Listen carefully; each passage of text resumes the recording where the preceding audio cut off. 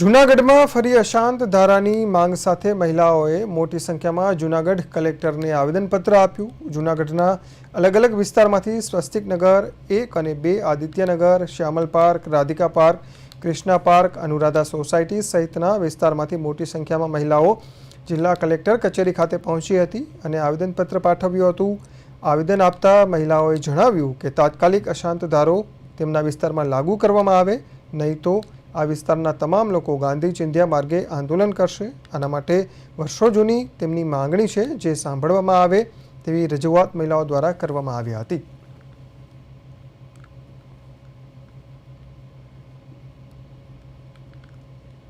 ત્યાં અમને લોકોને એવું થાય છે કે છેલ્લા 4 મહિનાથી અમારી સોસાયટીમાં મકાન વેચવા નીકળે છે। વેચવા તો નીકળે છે, પણ વેચેલા માણસો જે વેચીને જાય છે એ લોકો 4 મકાન 3 મકાન હતા હાલની તકમાં મોમેડિયન લોકોને વેચવામાં આવેલા છે।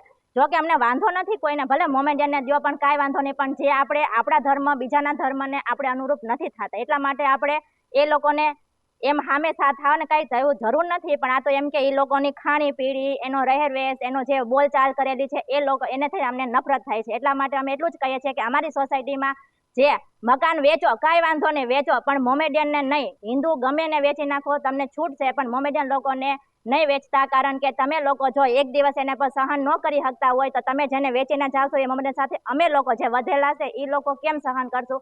ગણેશનગર વિસ્તારના કૃષ્ણા પાર્ક, અલગ અલગ સ્વસ્તિકનગર 1, 2 સોસાયટી, આજુબાજુના જે આપણે શ્યામલ પાર્ક, રાધિકા પાર્ક, બધા વિસ્તારમાં મુસ્લિમ લોકો એ એરિયામાં બ્લોક વેચવા માટે રહે છે। હાલ અત્યારના અમારા વિસ્તારમાં એક બ્લોક છે, એનું રાત્રિ દરમિયાન કોઈ પર્સનને કીધા વિના, કંઈ કર્યા વિના પિરામલ ફાઇનાન્સ દ્વારા એનું વેચાણ કરવામાં આવ્યું છે।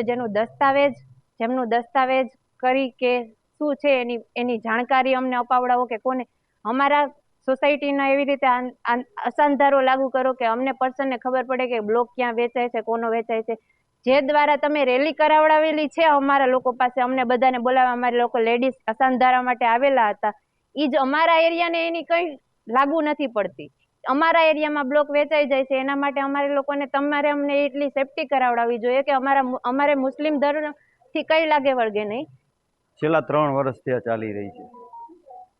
ખાસ કરીને ખામધ્રોડની સોસાયટી વિસ્તાર અને જોશીપુરાની બોર્ડર ઉપર આવેલી સોસાયટી વિસ્તારમાં અશાંત ધારો લગાવવો ખૂબ જરૂરી છે। એના માટે અનેક રજૂઆતો કરેલ છે। સરકારમાં પણ પ્રતિનિધિમંડળ દ્વારા રજૂઆતો કરવામાં આવેલ છે। માનની કલેક્ટરશ્રીને આ અંગે અનેક રજૂઆતો કરવામાં આવેલ છે। હાલ અશાંત ધારો લાગુ કરવા માટેની કમિટીનું પણ એક નિર્માણ થયેલ છે। એ કમિટીને મળતા એ કમિટીએ એવું કીધું કે અમારો અત્યારે સર્વે ચાલુ છે અને ટૂંક સમયમાં જ અશાંત ધારાની અમે કાર્યવાહી કરી અને સરકારમાં આ દરખાસ્ત મોકલીશું।